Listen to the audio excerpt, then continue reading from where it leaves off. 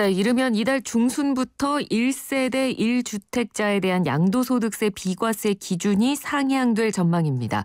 구체적으로 얼마나 덜 내게 되는 거고 또 어떤 것들을 유의하면 좋을지 알아보겠습니다. 진진회계법인 이승현 대표 전화 연결돼 있습니다. 대표님 안녕하십니까? 네, 안녕하세요.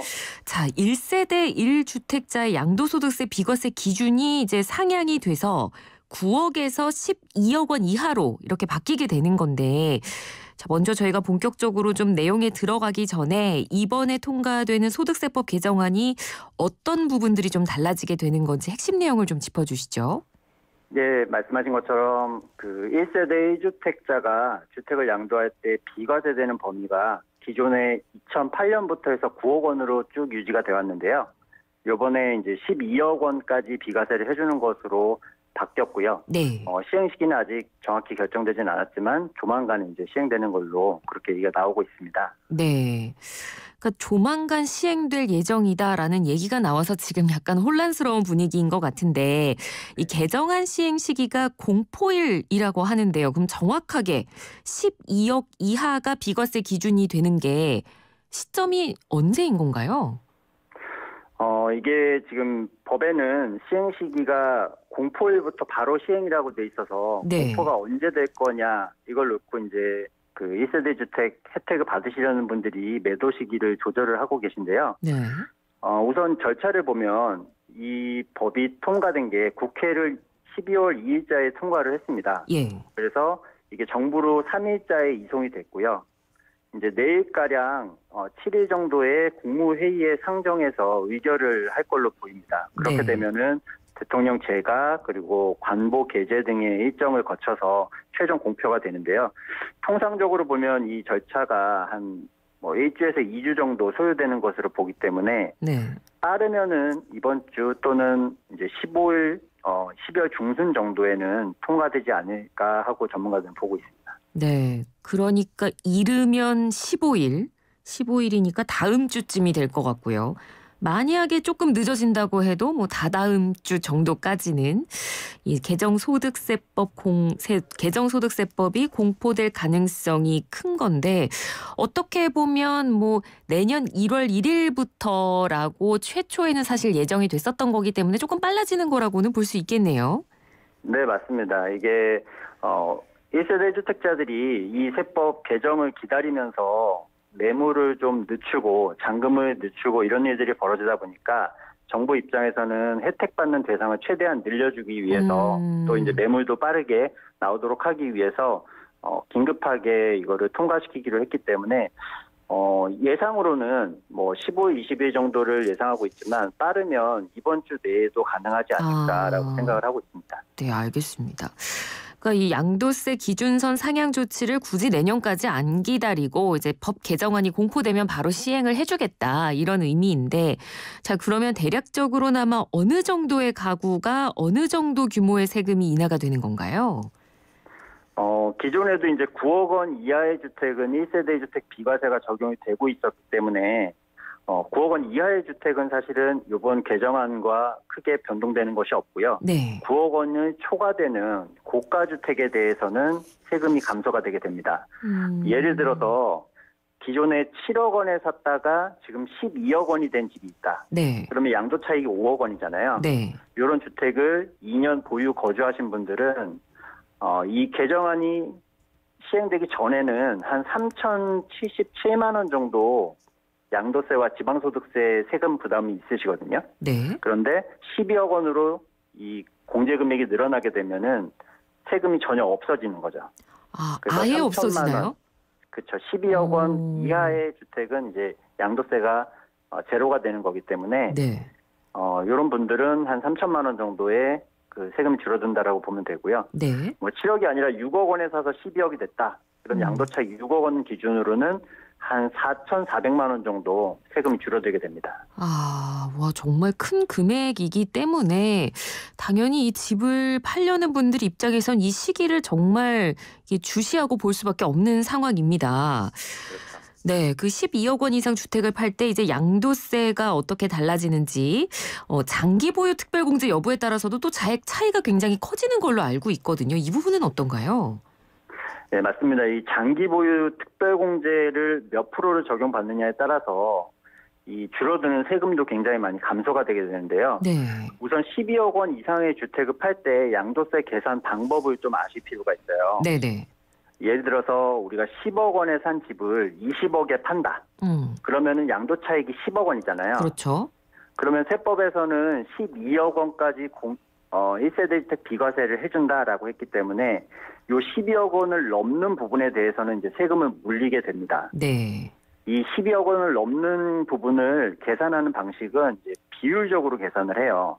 그래서 우리가 양도차익 10억 원에 대해서 우리가 20억에 파는데 12억을 넘는 부분은 8억 원이 되잖아요. 네. 그러면 10억 원 곱하기 전체 20억 분의 8억 원 이런 식으로 비율적으로 계산을 합니다.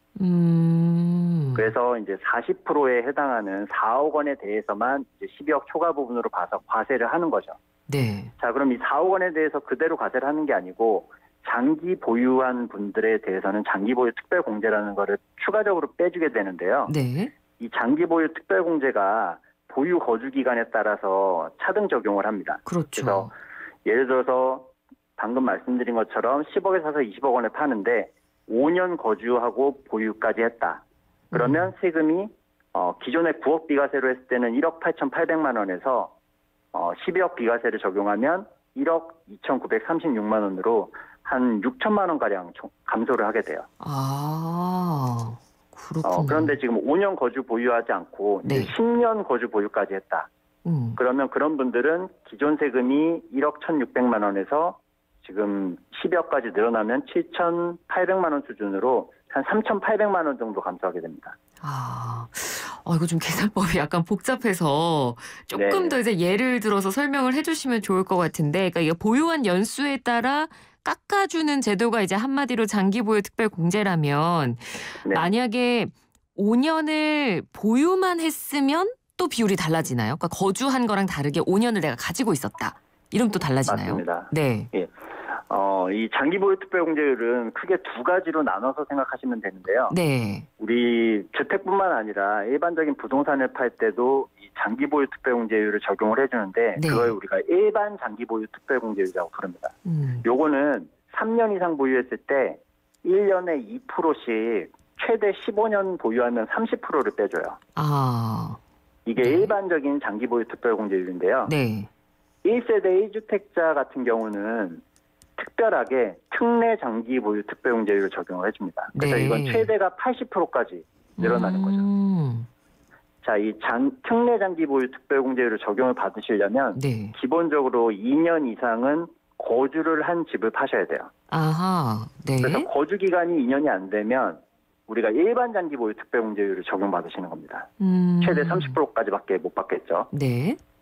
자, 그럼 2년 거주 이상 했다. 그러면 이제 특례 장기 보유 특별 공제율을 받으실 수가 있는데 이때 올해 1월 1일부터 개정된 세법이 적용이 되는데요. 네. 우선 보유 기간 1년당 1년에 4%씩을 적용을 해줘요. 예. 그리고 거주 기간 1년당 또 4%를 적용을 해서 이 두 개를 합친 공제율을 특례 장기 보유 특별 공제율로 적용을 해주는 거예요. 네. 예를 들면은 우리가 아까 5년 거주하고 5년 보유했다. 이럴 경우에는 거주 기간 5년에 대해서 1년에 4%씩 하니까 5, 4, 20%가 적용이 되고 그렇죠. 또 보유 기간 5년에 대해서 또 20%를 적용받으니까 이 20%를 합쳐서 40%를 공제를 받을 수가 있는 거고요. 네. 10년 거주 보유했다. 그러면은 거주 10년에 40%, 보유 10년에 40%에서 총 80%를 장기 보유 특별 공제율로 받으실 수가 있습니다. 그렇군요. 그러니까 보유하면서 거주까지 하고 그 기간이 길면 길수록 공제를 받을 수 있는 할인율이 높아지는 거네요. 네, 맞습니다. 예. 그러니까 사실 이게 기간만 잘 조정을 하면 뭐 한두 푼도 아니고 거의 3천만 원 정도의 세금을 우리가 절약할 수 있는 거기 때문에 지금 부동산 시장이 굉장히 혼란할 수밖에 없는 상태인데요. 그래서 지금 뭐 구체적인 국무회의 상정일이나 공포일이 정해지지 않았기 때문에 잔금 납부일이 코앞에 있는 매도자분들은 뭐 지금 잔금을 좀 연기할 수 없겠느냐 이런 요구도 지금 계속해서 나오고 있다고 하고요. 이 부분에 대해서는 어떻게 보세요? 실제 실무적으로 저희가 상담을 하더라도 이 1세대 1주택자분들 같은 경우는 이 12억으로 늘어나는 게 언제 시행되느냐를 굉장히 많이 문의를 하셨어요. 네. 그래서 매도를 하고는 싶은데 이 시기를 좀 늦춰야 되냐, 언제부터 시행이 되냐는 많이 궁금해하셨는데 네. 그런 분들 같은 경우는 지금 이 시행이 된 이후로 잔금을 하기 위해서 계약을 늦추고 있는 상황이고요. 예. 잔금 일자가 정해지셨던 분들도 매수자와 협의를 해가지고 이 날짜를 늦추겠다라고 하시는 분들도 굉장히 많습니다. 근데 이게 이사 날짜라는 게 사실 늦추거나 미루거나 하기가 좀 어렵잖아요. 여러 가지 집이나 뭐 경제적인 자금 사정이나 이런 것들이 맞물려 있다 보니까. 네. 네. 그럼에도 이제 다들 늦추려는 분위기인가요? 그렇죠. 매도자 입장에서는 이거를 조금만 늦춰도 뭐 몇천만 원 이상 세금을 줄일 수 있기 때문에 그렇죠. 최대한 이 날짜를 늦추려고 하시는 분들이 많죠, 지금. 네. 그러면 상담 들어오시는 분들께도 어떻게든 이제 잔금일이나 이런 것들 좀 조정해 보라고 이렇게 조언을 드리시는 편이십니까? 네, 물론이죠. 세금이 크게 차이가 나기 때문에 예. 가능하면 최대한 시행 시기 뒤로 미루라고 이렇게 조언을 드리고 있습니다. 네. 그러면 이 법 공포일 이후에 양도하는 주택의 경우라면 등기일이랑 잔금 천상일 중에 어느 날짜를 선택해야 하지 하는 질문도 굉장히 많이 한다고 하더라고요. 어떤 날을 기준으로 적용이 되는 건가요? 이 세법에서 네. 매도 일자는 소유권 이전 등기 접수일과 잔금 청산일 중에 빠른 날짜를 기준으로 하게 되어 있습니다. 빠른 날짜요? 예. 그러니까 우리가 법무사에게 소유권을 이전해 주세요라고 하면 그날 접수가 되잖아요. 네네. 그러면 그 접수일과 잔금일 중에 빠른 날인데 실제 저희가 잔금일 이전에 소유권 이전을 해주는 경우는 거의 없기 때문에 그렇죠. 실무적으로는 잔금 청산일이라고 보시면 될 것 같습니다.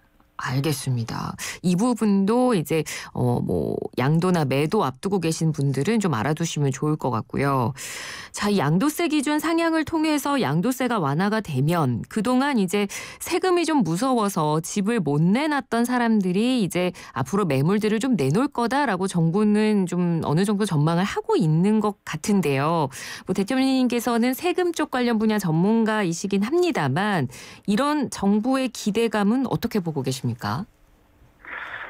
일단 요번에 바뀐 세법을 적용받으시는 분들이 어떤 분들인지를 알 필요가 있는데요. 네. 우선 기본적으로 1세대 1주택자 중에서도 9억 원을 넘는 고가주택을 보유하신 분들이 지금 이 세법의 혜택을 받으시는 분들이에요. 네. 그러면 이렇게 고가의 1주택자 분들이 이 집을 이 세법이 바뀌었기 때문에 팔고 그럼 무주택자가 될 거냐. 제가 이제 상담을 해보면은 그런 분들이 팔고 아예 무주택자가 되는 선택을 하시는 분들은 좀 드문 것 같아요. 네. 그래서 이걸 팔아서 그분들이 더 이제 뭐 상위 급지로 이동을 한다든지 이런 갈아타기가 좀 수월해졌다라고 보면은 좋을 것 같고요. 네네. 그렇게 되면은 이 고가주택의 거래량이 좀 늘어날 수 있는 그런 증가 요인이 될 수는 있다고 보는데요. 기본적으로 지금 다주택자에 대한 양도세가 완화가 된 건 아니기 때문에 본격적으로 매물 출현이 많이 되거나 그런 부분은 좀 영향이 적지 않을까라고 판단을 하고 있습니다. 네, 알겠습니다. 오늘 말씀 잘 들었습니다. 고맙습니다. 네, 감사합니다. 네, 지금까지 진진회계법인의 이승현 대표였습니다.